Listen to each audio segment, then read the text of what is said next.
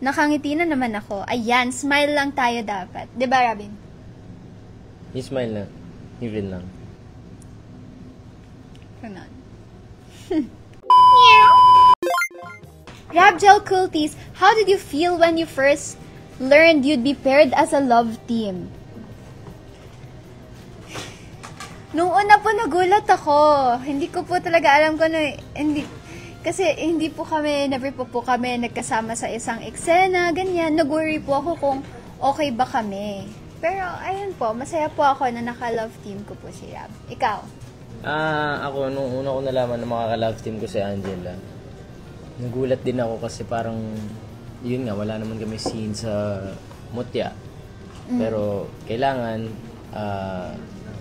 mabilisan na makilala namin yung isa't isa kasi magti-taping na kami. So, ayun, tinry namin yung best namin parehas para mas maging komportable sa isa't isa. Yes. We will rock you. Namumula na si Tropa Robin. Ay, sus naman! We will rock you.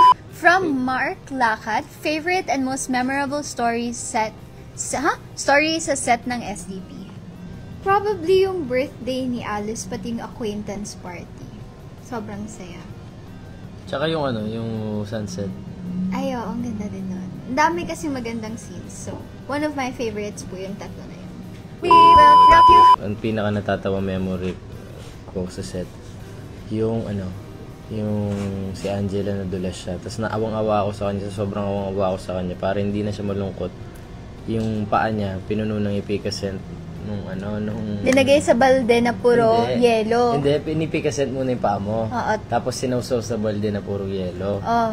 Tapos yung yelo nun, kinuha ko, nilagay ko doon sa tumbler ko. Huh?